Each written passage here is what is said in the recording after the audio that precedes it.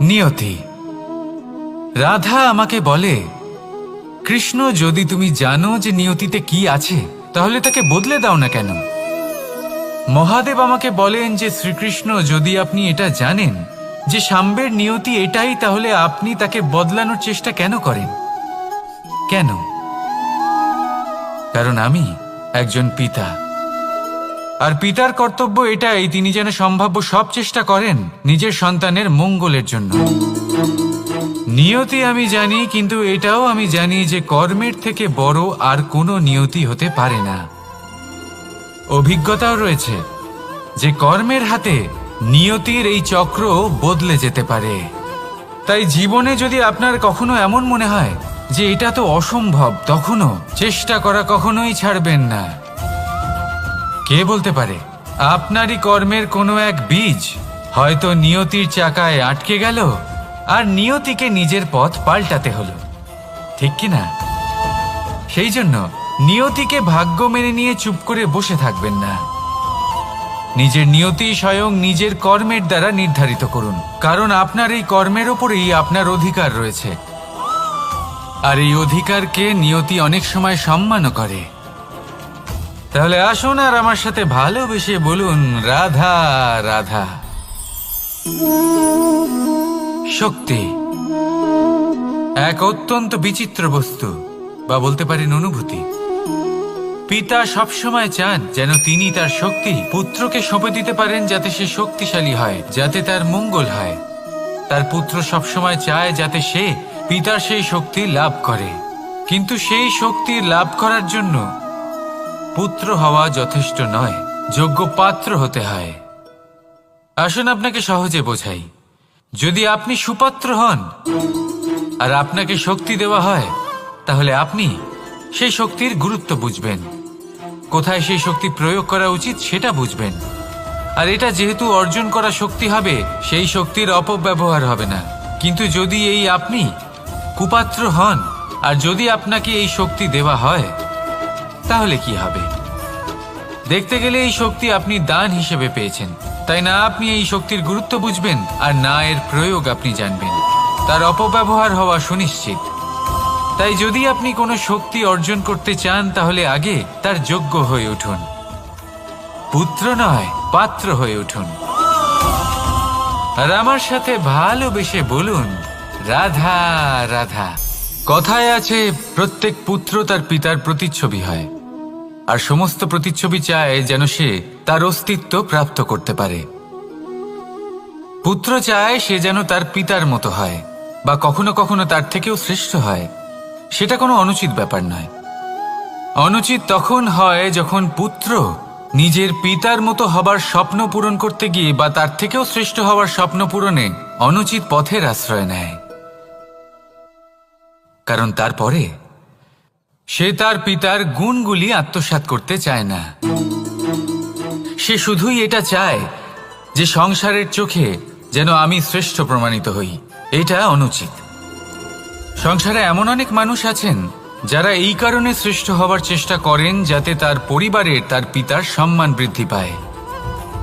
এমনও মানুষ থাকেন, আর এটাই হলো পার্থক্য উদ্দেশ্যের। মনে রাখবেন, যদি আপনার উদ্দেশ্য শুভ হয় তাহলে পথও শুভ হবে, যদি আপনার উদ্দেশ্য অশুভ হয় তাহলে পথও অশুভ হবে। তাহলে নিজের পিতার মতো হবার চেষ্টা অবশ্যই করুন, তার থেকেও শ্রেষ্ঠ হওয়ার চেষ্টা অবশ্যই করুন, কিন্তু মনে রাখবেন আপনার সংকল্প আর আপনার উদ্দেশ্য এই দুই শুভ হওয়া উচিত। তাহলে আসুন আর আমার সাথে ভালোবেসে বলুন, রাধা রাধা। শক্তি শক্তি অর্জন করা এতটা কঠিন নয় যতটা শক্তি লাভ করার পরে সেই শক্তি সামলানো কঠিন হয়। কারণ যেই মানুষ শক্তি লাভ করে তার মনে গর্ববোধ জন্মায়, জন্মায় অহংকার, জন্মায় জেদ। তাই শক্তি প্রাপ্ত করার সাথে বিনম্র থাকাও অত্যন্ত আবশ্যক। আর এটা আমাদের শেখা উচিত বৃক্ষের থেকে। বৃক্ষ যা আমাদের ফল দেয়, বৃক্ষ যা যত ফল দেয় ততটাই ঝুঁকে যায়।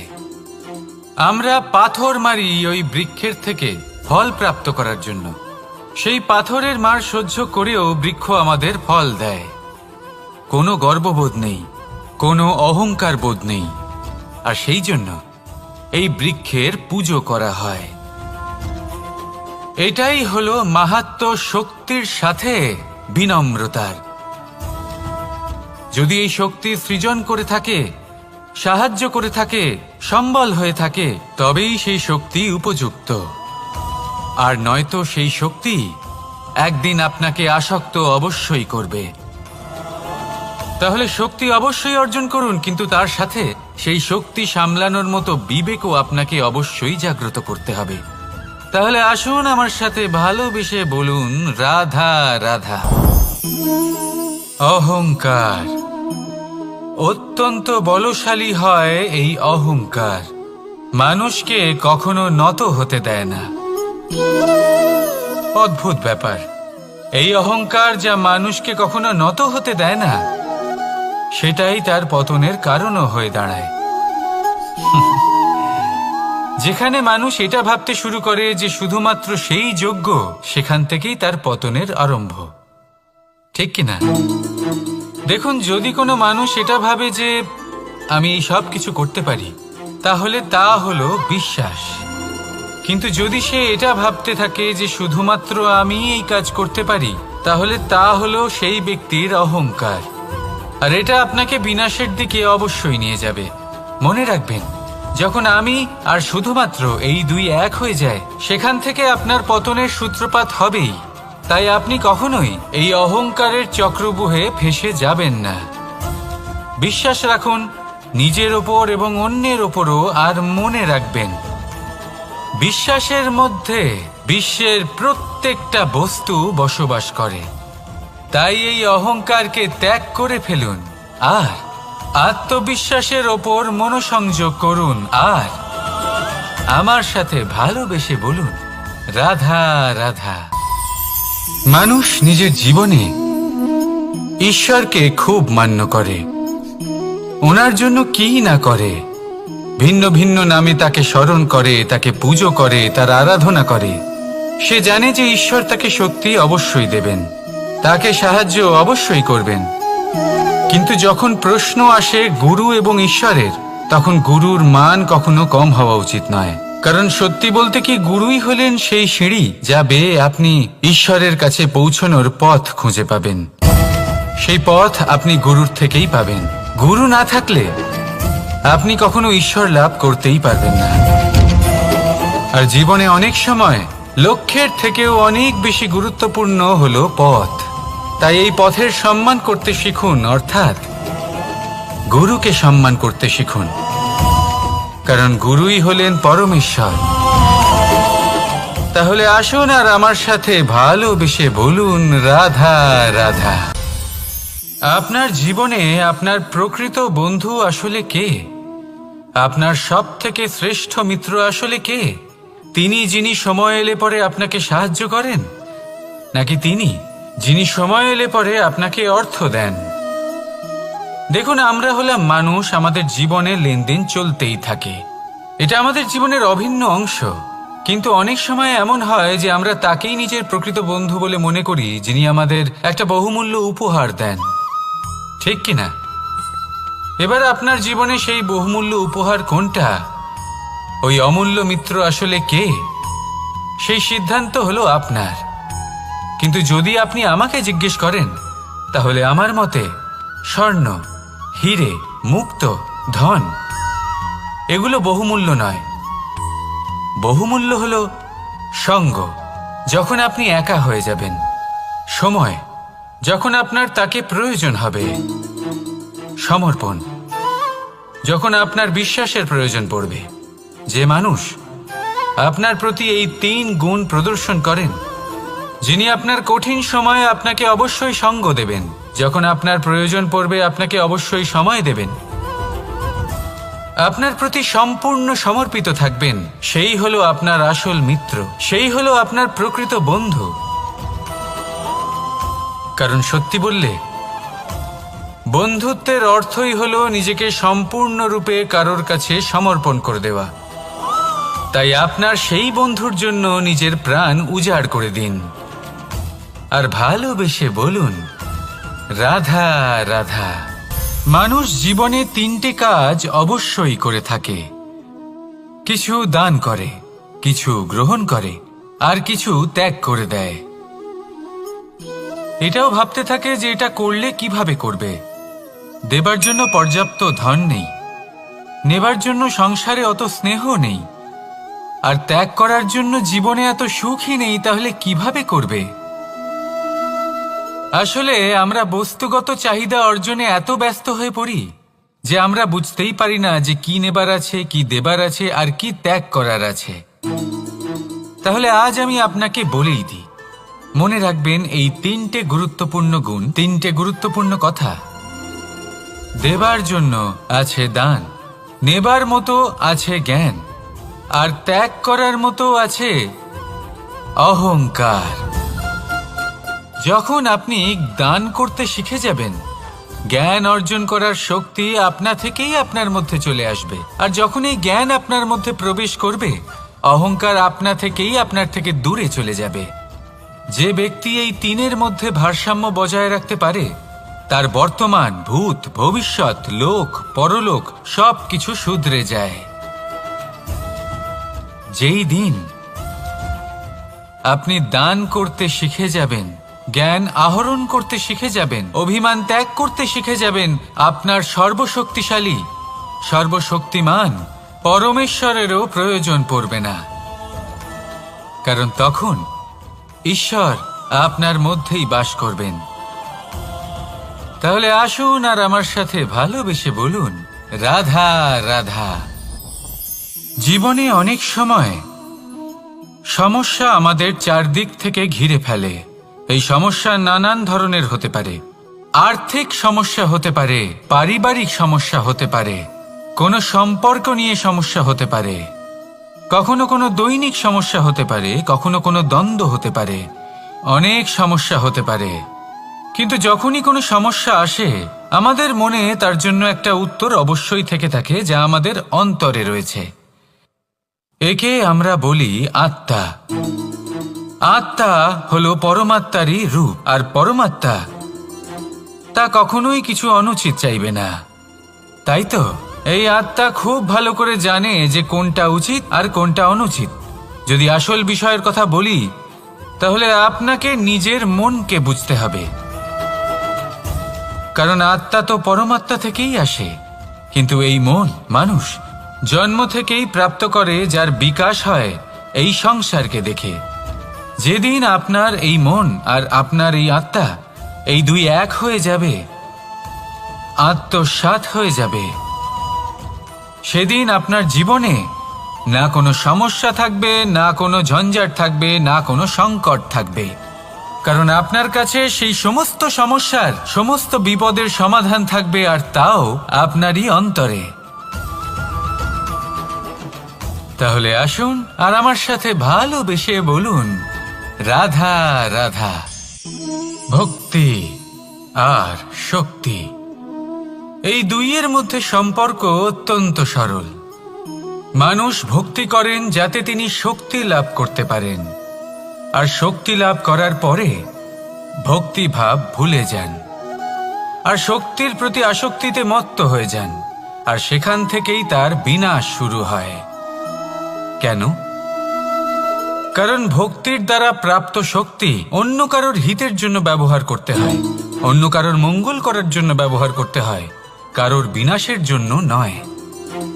এবার যদি আমি আপনাদের একটা উদাহরণ দিয়ে বোঝাই, তাহলে কোদাল দিয়ে আমরা মাটি কোপাতে পারি, একটা গর্ত খুঁড়তে পারি, যাতে একটা নতুন বৃক্ষ জন্ম নিতে পারে। একটা বৃক্ষ যা অন্য জীবকে ফল প্রদান করবে, যাত্রীদের ছায়া প্রদান করবে। কিন্তু এই কোদালের ব্যবহার যদি আমরা অন্য কারোর ক্ষতি করার জন্য করি, তাহলে ক্ষতি শুধুমাত্র আমাদেরই হবে। তাই জীবনে যদি আপনি কোনো শক্তি লাভ করেন, হয়তো ভক্তির দ্বারা বা অন্য যেখান থেকেই হোক, তার সদ্ব্যবহার করতে শিখুন, নয়তো এই প্রাপ্ত শক্তি আপনার পতনের কারণ হয়ে দাঁড়াবে। তাহলে আসুন আমার সাথে ভালোবেসে বলুন, রাধা রাধা।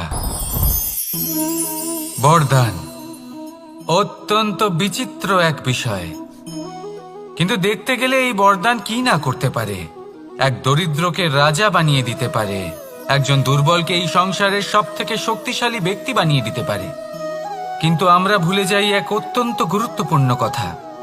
বরদান এই শব্দের শেষে দান লুকিয়ে রয়েছে। এই দান কথাটা অত্যন্ত গুরুত্বপূর্ণ। আমাদের মনে রাখা উচিত এই বরদান আমরা দানে পেয়েছি, আর তাই তার সম্মান করা উচিত, কখনোই অহংকার করা নয়। আর যে ব্যক্তি বরদান পেয়ে অহংকার করেন তার যা ক্ষতি হয় তা হলো এই বরদান তার থেকে কেড়ে নেওয়া হয়। বর অর্থাৎ শ্রেষ্ঠ, অর্থাৎ বরদানের অর্থ হলো একটা শ্রেষ্ঠ দান, এবং তার ব্যবহার যদি আপনি কারোর ক্ষতি করার জন্য করেন তাহলে ক্ষতি শুধুই আপনার হবে। তাহলে এই বরদানের সম্মান করুন, উচিত পথে চলুন, আর উচিত উদ্দেশ্য নিয়ে এর ব্যবহার করুন, সব কিছু ভালোই হবে।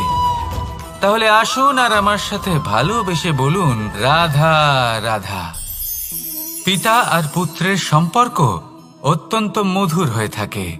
পিতা স্বপ্ন দেখেন, তাকে পূর্ণ করার সকল সম্ভাব্য চেষ্টা করেন, কিন্তু তাও অনেক সময় ওনার স্বপ্ন অপূর্ণ থেকে যায়।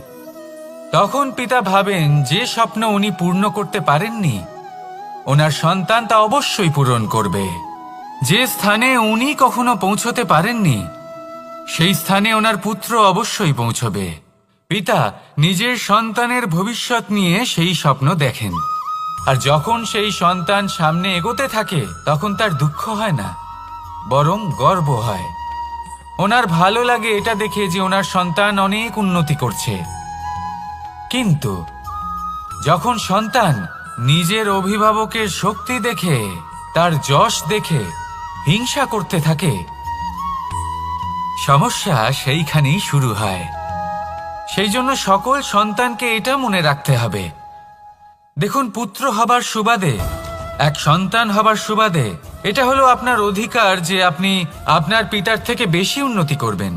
আপনার পিতাও এটাই চান, কিন্তু সুস্থভাবে এটা করুন। একটা রেখা টেনে নিন যাতে আপনি তাতে এগোতে পারেন আর আপনার পিতার তাতে গর্ববোধ হয়, আর সেই বিষয়ে দুঃখ না হয় যে আমার সন্তান আমাকেই ছোট করার চেষ্টা করছে। ইতিহাস সাক্ষী রয়েছে, যে মানুষ অন্য কাউকে ছোট করার চেষ্টা করেছেন সেই মানুষই ছোট হয়ে গেছেন। আর আমার মনে হয় না আপনি এটা চান, কারণ কোনো একদিন আপনিও কারোর পিতা হবেন। আসুন আমার সাথে ভালোবেসে বলুন রাধা রাধা। সাথী, সাথী এই শব্দটির ব্যাখ্যা কে কিভাবে করে? মিত্র, সখা, বন্ধু, কিন্তু অর্থ একটাই। তিনি যিনি আপনার সঙ্গী হন আর তিনি যার সাথী আপনি হন। এবার সব থেকে বড় প্রশ্ন হলো এটাই যে তিনি কে হতে পারেন যাকে আপনি আপনার সাথী বলে মেনে নিতে পারেন, নিজের সখা, নিজের মিত্র, নিজের বন্ধু মেনে নিতে পারেন। আপনার সাথী হলেন তিনি যিনি দুঃখের সময় আপনার পাশে থাকবেন, আপনার হাত ধরে থাকবেন। আপনার সাথী হলেন তিনি যার হাত আপনি নিজের সুখের দিনে ধরে থাকবেন। সেই সাথীরই হাত ধরুন যিনি দুঃখে সবসময় আপনাকে সাহায্য করার জন্য তৎপর হয়ে থাকেন, আপনার পাশে থাকেন, আর যাকে সুখের দিনে আপনি আপনার সাথে রাখতে পারেন। আর যখন আপনার সাথে আপনার এই সাথী থাকবে তখন আপনি এটা বুঝবেন যে যখন জীবনে দুঃখ আসে তখন এই দুঃখ কমে যায়, সবার মধ্যে ভাগ হয়ে যায়। আর যদি তখন সুখ আসে তাহলে সেটা সবার উপস্থিতিতে আরো বেড়ে যায়। এটাই হলো প্রেম, এটাই হলো ভালোবাসা, এটাই হলো সঙ্গ, যেমন সম্পর্ক আমার আর রাধার মাঝে। তাহলে আসুন আর আমার সাথে ভালোবেসে বলুন রাধা রাধা। আমাদের মনে যখন কোনো প্রশ্ন ওঠে, কোনো দ্বন্দ্ব জাগে, তখন আমরা যাই আমাদের গুরুর কাছে, আমাদের আরাধ্যের কাছে গিয়ে জিজ্ঞেস করি। এইভাবেই একদিন আমি পৌঁছলাম আমার আরাধ্যের কাছে, আমার মহাদেবের কাছে, আর ওনাকে প্রশ্ন করলাম যে মহাদেব, জীবনে আনন্দ পাওয়ার, উৎসব পালনের, প্রেম ভাগ করে নেবার, জীবনকে উপভোগ করে নেওয়ার সর্বশ্রেষ্ঠ সময় কোনটা? মহাদেব হাসলেন আর উনি বললেন, জীবনে উৎসব পালনের সব থেকে শ্রেষ্ঠ দিন হল মৃত্যুর ঠিক আগের দিনটা। প্রেম ভাগ করে নেওয়ার সব থেকে শ্রেষ্ঠ মুহূর্ত হল মৃত্যুর ঠিক আগের মুহূর্ত। জীবনকে উপভোগ করে নেওয়ার সর্বশ্রেষ্ঠ প্রহর হল মৃত্যুর এক প্রহর পূর্বে। তখন আমি চমকে গেলাম। আমি বললাম, কিন্তু মহাদেব, মৃত্যু তো অনিশ্চিত, আমরা জানিও না কবে আমাদের মৃত্যু হবে। মহাদেব আবার হাসলেন। উনি বললেন যে যদি আমরা এভাবে জীবন কাটাই যে আমরা জীবনের প্রত্যেক দিন, প্রত্যেক মুহূর্ত, প্রত্যেক প্রহর শেষ বলে মনে করি, তাহলে আমাদের সমস্ত জীবন আনন্দের সাথেই অতিবাহিত হবে। কি বলেন? তাহলে আপনিও এই কথা মনে রাখুন আর আমার সাথে ভালোবেসে বলুন, রাধা রাধা। জীবনে অগ্রসর হওয়ার জন্য আমাদের কাকে প্রয়োজন হয়? মাতা পিতা, বন্ধু, প্রেম, সাহায্য, অর্থ, পরিশ্রম, আশা। ভিন্ন ভিন্ন মানুষ ভিন্ন ভিন্ন বিকল্প চয়ন করে। যদি আমি আপনাকে বলি, তাহলে জয় আর পরাজয়ের মন্ত্র দুটো শব্দের উপর নির্ভর করে, মেনে নেওয়া আর দৃঢ় হওয়া। যদি মেনে নেন তাহলে হেরে যাবেন, যদি দৃঢ় হন তাহলে নিশ্চিত রূপে জয়ী হবেন। যদি কখনো আপনি ক্লান্ত হয়ে ওঠেন, আপনি দুঃখী হন, পুরোপুরি ভেঙে পড়েছেন, তখন মেনে নেবেন না যে আপনি ভেঙে পড়েছেন, নয়তো হেরে যাবেন। তখন উল্টে স্থির করবেন যে যাই হয়ে যাক না কেন, আমি জয়ী হবই। আর আপনি দেখবেন যে জয় নিশ্চিত রূপে আপনার কাছেই আসবে। তাহলে এই কথা মনে রাখবেন আর আমার সাথে ভালোবেসে বলবেন, রাধা রাধা। সময়, জীবন, কাল। দেখতে গেলে এই তিনটি শব্দ একটি শব্দেরই সমার্থক শব্দ মনে হয়, কিন্তু এই শব্দগুলির অর্থ কি সমান? কখনোই নয়। হ্যাঁ, এই সময় চলতে থাকে, জীবন চলতে থাকে, কালচক্র চলতে থাকে। এই সময় কেটে যায়, কিন্তু এই জীবন, একে যাপন করতে হয়। কি বলেন? এই জীবনে কিছু করুন বা কিছু না করুন, জীবন এমনি কেটে যাবে, আপনি জানতেও পারবেন না। কিন্তু সেটা আমাদের উদ্দেশ্য নয়, একে যাপন করতে হবে। এই জীবনে প্রেরণা পেতে শিখুন, প্রেরণা দিতে শিখুন, আহ্বান গ্রহণ করতে শিখুন, আহ্বান জানাতে শিখুন, মহান কাজ করতে শিখুন, ধন্যাত্মক বোধ জাগিয়ে তুলুন। জীবন অতিবাহিত করার অর্থ কি তা আপনি শিখে যাবেন। কারণ সময় কেটে যায়, সমস্ত যুগ কেটে যায়, কিন্তু জীবনের রীতি জীবন কাটিয়ে দেওয়া নয়, জীবন যাপন করা। এই জীবন সম্পূর্ণরূপে অনুভব করতে হবে, নতুন পথ বানাতে হবে। এবারে যদি এই জীবন বাঁচার সময় একবার ভেবে দেখুন, যদি মনে প্রেম থাকে, সদ্ভাবনা থাকে, তাহলে কি হবে? এই জীবনকে বাঁচার অনুভূতিটাই অন্যরকম হয়ে যাবে, একটা আনন্দময় অনুভূতি লাভ করবেন। তাহলে এটাই করুন আর আমার সাথে ভালোবেসে বলুন, রাধা রাধা। আপনি কি কখনো কোনো জলের ধারা দেখেছেন? তার সামনে যতই মাটি থাকুক না কেন, যতই কাদা থাকুক না কেন, যখন এই জলের ধারা বইতে আরম্ভ করে দেয়, তখন এই কাদাকে নিজেই ধুয়ে নিয়ে যায়। ওই কাদাকে ধুয়ে দেয় এবং নিজের পথ নিজেই তৈরি করে নেয়। তাহলে আপনিও এরকম জলের মতো হয়ে উঠুন।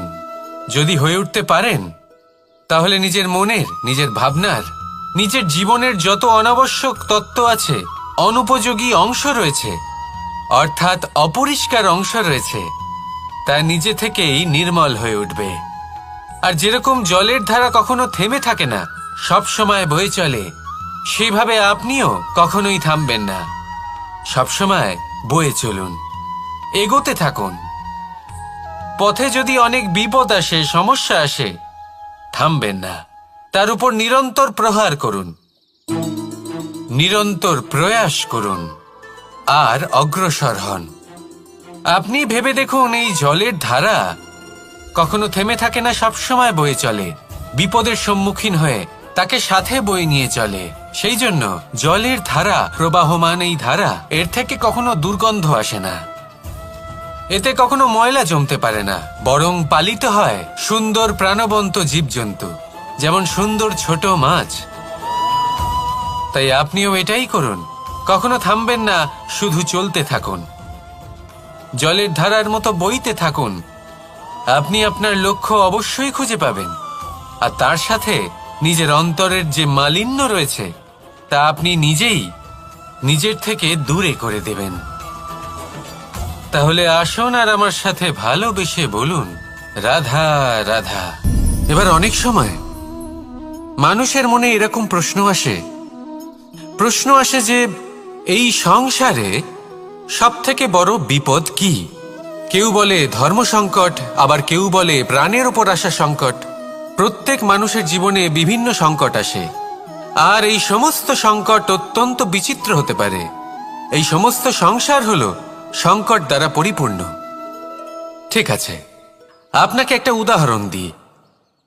একজন ধনী ব্যক্তি, এবার ওনার জীবনে সংকট কি হতে পারে? সংকট এটাই যে কেউ তার সম্পত্তি চুরি না করে নেয়, আমরা বুঝতে পারছি। এবার একজন চোর, তার জীবনে সংকট কি হতে পারে? যে চুরি করার সময় সে যদি তার একটা কাশি চাপতে না পারে, তাহলে সে ধরা পড়ে যেতে পারে, ঠিক কিনা?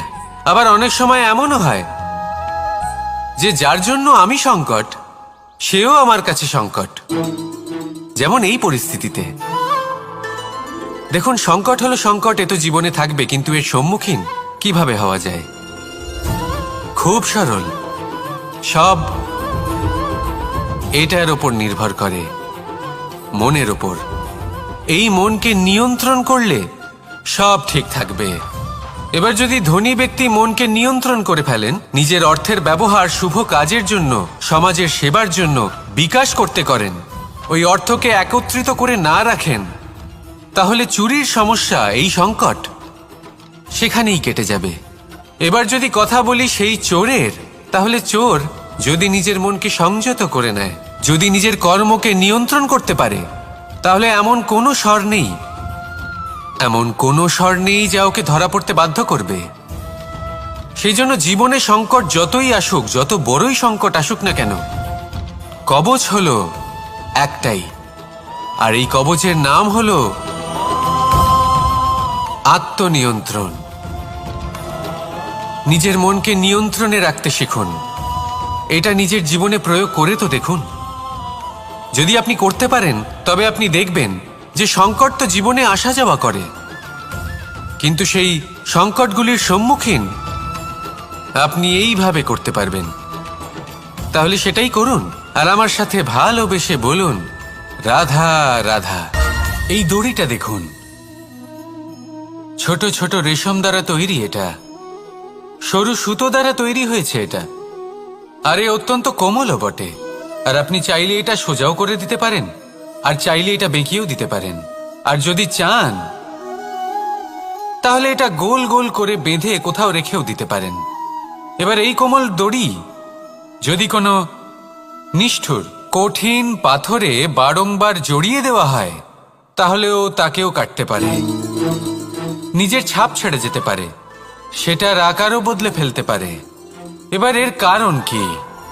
এর কারণ হলো অভ্যাস আর নিরন্তর প্রচেষ্টা।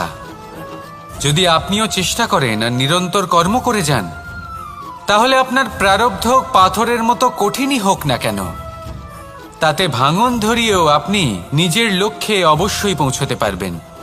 একটা গুরুত্বপূর্ণ কথা মনে রাখবেন, সুকর্মের অভ্যাস আর নিরন্তর প্রয়াস, এই হলো সাফল্যের মন্ত্র। তাহলে জীবনে এই মন্ত্র আনুন আর আমার সাথে ভালোবেসে বলুন, রাধা রাধা। বসন্ত ঋতু, এই সময় মন আনন্দে ভরে থাকে। এমন মনে হয় যেন আমরা আকাশে বিচরণ করতে চলে যাই, কিন্তু সেটা তো সম্ভব নয়। সেই জন্য হয়তো আমরা ঘুড়ি ওড়াই, এই ঘুড়িকে নিজেদের প্রতিরূপ মনে করে। এবার অনেক মানুষ আছেন যারা ঘুড়ি ওড়ান, কিন্তু এই কর্মের সারমর্ম কি সেটা কজন বুঝতে পারেন? আপনি এটা মনে করুন যে আপনি হলেন সেই ঘুড়ি, আর এই সুতো যিনি ধরে রয়েছেন তিনি হলেন পরমাত্মা। আর এই সুতো যেখান থেকে শুরু হয় সেই লাটাই হলো আমাদের কর্মচক্র। এবার আপনি নিজেই অনুমান করুন যে এই উড়ান কার ওপর নির্ভরশীল, পরমাত্মার ওপর আর আপনার কর্মের ওপর। যদি পরমাত্মা আপনার হাত ধরে থাকেন, আপনার সাথে থাকেন, যদি আপনি শুভ কর্ম করতে থাকেন, আপনি এই আকাশে উড়তে থাকবেন। কিন্তু কোথাও কোথাও যদি পরমাত্মার সাথে এই বন্ধন ছিন্ন হয়, আপনার কর্মচক্র খারাপ হয়ে যায় বা থেমে যায়, তাহলে আপনার এই ঘুড়ি কেটে যাবে আর দূরে কোনো গাছের ডালে গিয়ে আটকে যাবে। তাই শুধুমাত্র ঘুড়ি ওড়াবেন না, তার থেকে শিখুন, পরমাত্মার সাহচর্যে থাকুন, সবসময় শুভ কর্ম করতে থাকুন আর সবসময় এই আকাশে উড়তে থাকুন। আসুন আর আমার সাথে ভালোবেসে বলুন, রাধা। এই ব্রহ্মাণ্ড কত বৃহৎ, তাই না? যার সম্মুখে এই পৃথিবীকেও একটা বিন্দুর মতো মনে হয়। আর এই পৃথিবীতে আমরা কে হই, আমাদের আকার কিরকম, আমাদের অস্তিত্বই বা কি? যখন আমরা এভাবে ভাবি তখন মনে হয় আমরা কিছুই নই। তা আমরা যখন কিছুই নই, তাহলে আমরা এত চিন্তা করি কেন? কি ভেবে ভয় পাই? কাকেই বা এত ভয় পাই? কে আমাদের মারতে পারে আর কেই বা আমাদের জন্ম দেবে? আত্মার আসলে না কখনো জন্ম হয় আর না কখনো মৃত্যু। আত্মা শুধুই শরীর বদল করে। আপনি, আমি, আমরা সকলে এই শরীর নয়, আমরা হলাম আত্মা, যা হলো পরম আত্মার পরম অঙ্গ। সেই জন্য মনে রাখবেন, বাইরের কোথাও দেখবেন না, নিজের অন্তরের গভীরে গিয়ে দেখুন, আত্মাকে উপলব্ধি করতে শিখুন। ক্লেশ, ভয়, চিন্তা, এই সব কিছুর থেকে নিজেকে দূরে রাখুন, তাহলেই উপলব্ধি করতে পারবেন পরমাত্মাকে। তাহলে আসুন আমার সাথে ভালোবেসে বলুন, রাধা রাধা। পরিবর্তন এই সংসারের শাশ্বত নিয়ম। কোন রাজা নেই যিনি চিরকাল রাজা থাকেন, কোন ধনী ব্যক্তি নেই যিনি চিরকাল ধনী থাকবেন। এই সংসারে সূর্যের স্থান নেওয়ার জন্য চন্দ্রিমার আগমন ঘটে। কোন স্থান যাকে পতিত বলা হয়েছিল সেখানে মহল তৈরি হয়েছে। কোন স্থান যাকে আজ মলিন বলা হয়েছে কাল সেখানে মন্দিরও স্থাপন হতে পারে। কোন ঋতু চিরকালের জন্য থাকে না, কখনো সময় চিরকাল একরকম থাকে না। আজ যে আপনার কাছে রয়েছে কাল অন্য কারোর ছিল, আজ যে আপনার কাছে রয়েছে কাল তা অন্য কারোর কাছে চলে যাবে। আপনার সাথে কিছু থাকলে তা হলো আপনার কর্ম, কিন্তু সেই কর্মের পরিণামও আপনার নয়। আপনি শুধু কর্ম করুন, বাকি সবকিছুই পরিবর্তনশীল। কিন্তু সেই পরিবর্তনকে দেখে ভয় পাওয়ার প্রয়োজন নেই, তাকে স্বাগত জানান। যদি আপনি হাসি মুখে সেই পরিবর্তনকে স্বাগত জানান, তাহলে এই পরিবর্তনও হাসি মুখে আপনার সাথে থাকবে। আসুন আমার সাথে ভালোবেসে বলুন, রাধা রাধা। এই সংসারে সুখ আর সন্তোষ লাভ করার পথ কি? ত্যাগ করা নাকি মেনে নেওয়া? এটা হলো একটা ধাঁধার সমান, আর যে বুঝতে পারে তার কাছে এক মিত্রের সমান। দেখুন, আপনি যা বদলাতে পারেন তা আপনি বদলে ফেলুন, যা আপনি বদলাতে পারবেন না তা আপনি স্বীকার করে নিন, আর যা মেনে নিতে পারবেন না তাকে নিজের থেকে আলাদা করে দিন। ধরুন, আপনার কোনো অভ্যেস আছে যা আপনি বদলাতে চান, বদলে ফেলুন। যদি কোনো সমস্যা থাকে যা বদলানো আপনার হাতে নেই, তা স্বীকার করে নিয়ে তার সাথে পথ চলা শুরু করে দিন। যদি কোনো আবেগ থাকে, পরিস্থিতি থাকে বা কোনো বস্তু থাকে যা আপনি মানতেই পারছেন না, কোনোদিনও মানতে পারবেন না, তাকে নিজের থেকে আলাদা করে দিন। একেও সন্ন্যাস বলা হয়। জীবনে সুখ দুঃখ, ক্ষয় হোক বা লাভ, এই সবেতেই সমান রূপে যাপন করা, তাই হলো সন্ন্যাস। এতেই জীবনের আনন্দ রয়েছে। তাহলে এই আনন্দ উপভোগ করুন আর আমার সাথে ভালোবেসে বলুন, রাধা রাধা। আজ আমি আপনাকে একটা কাহিনী শোনাবো। একটা খাড়াই উঁচু পাহাড় ছিল, যা বেয়ে ওঠা প্রায় অসম্ভব কাজ ছিল। এবার একদিন কয়েকটা ব্যাঙ এলো আর তা বেয়ে উঠতে শুরু করলো। আস্তে আস্তে প্রত্যেকটা ব্যাঙ মিলে লাফিয়ে লাফিয়ে ওপরে ওঠার চেষ্টা করছিল। নিচে কিছু পশু দাঁড়িয়েছিল যারা বলছিল, এটা তো অসম্ভব ব্যাপার, এই ব্যাঙগুলো উঠতেই পারবে না, সকলে পড়ে যাবে। আর তারপর ধীরে ধীরে সমস্ত ব্যাঙ নিচে পড়তে থাকলো। শেষ পর্যন্ত একটাই ব্যাঙ ছিল যে শিখরে পৌঁছতে পারল। জানেন সে কেন পারল? কারণ সেই ব্যাঙ বধির ছিল। সে কারোর কথা শোনেনি। ও স্থির করেছিল শিখরে পৌঁছতে হবে আর পৌঁছে গেল। এবার এটা কিন্তু আমাদের জন্য অত্যন্ত গুরুত্বপূর্ণ শিক্ষা। আপনি যদি জীবনে নিজের লক্ষ্য স্থির করে থাকেন, তাহলে এদিক ওদিক কারোর কথা শুনবেন না, শুধুই নিজের লক্ষ্যের দিকে অগ্রসর হন। কারণ সাফল্য আপনার প্রচেষ্টার দ্বারাই আপনি পেতে পারেন, অন্যের কথা দ্বারা নয়। তাহলে চেষ্টা করতে থাকুন আর নিজের লক্ষ্য প্রাপ্ত করুন। আর আমার সাথে ভালোবেসে বলুন, রাধা রাধা। এই সূচটা দেখুন, কতটা গুরুত্বপূর্ণ এই সূচ। ওর কতটা ভূমিকা রয়েছে, ও কত রকম ভাবে সাহায্য করতে পারে আমাদের। এর সাহায্যে যদি আপনি চান, তাহলে এক সাধারণ কাপড়কে আপনি পোশাকে পরিবর্তিত করতে পারেন। আপনি যদি চান, তাহলে অনেক ফুল একসাথে নিয়ে একটা মালা বানিয়ে ফেলতে পারেন বা অলংকার বানিয়ে ফেলতে পারেন। এর সাহায্যে আপনি বাড়িও সাজাতে পারেন। এ হলো অত্যন্ত গুরুত্বপূর্ণ জিনিস। কিন্তু আপনি ভাবুন, যদি এই সূচে এই ছিদ্রই না থাকে, যদি এর সাথে এই সুতোই না জোড়া যায়, তখনও কি এটা এতটাই গুরুত্বপূর্ণ থাকবে? কখনোই না। তখন এটাকে কাউকে কষ্ট দেওয়ার কাজে লাগানো যেতে পারে। দেখুন, একটা অত্যন্ত গুরুত্বপূর্ণ কথা আপনাকে মনে রাখতেই হবে। যে কোনো বস্তু একা তার গুরুত্ব হারিয়ে ফেলে, কোনো কিছুর সাথে তার সম্মান বেড়ে যায়, তার গুরুত্বও বেড়ে যায়। এটা মানুষের ক্ষেত্রেও প্রযোজ্য। যদি আপনি সামনে এগোতে থাকেন এবং একাই এগোতে থাকেন, তাহলে আপনি যাই করে নিন না কেন, আপনি সেই প্রেম, সেই সম্মান, সেই সম্বল পাবেন না।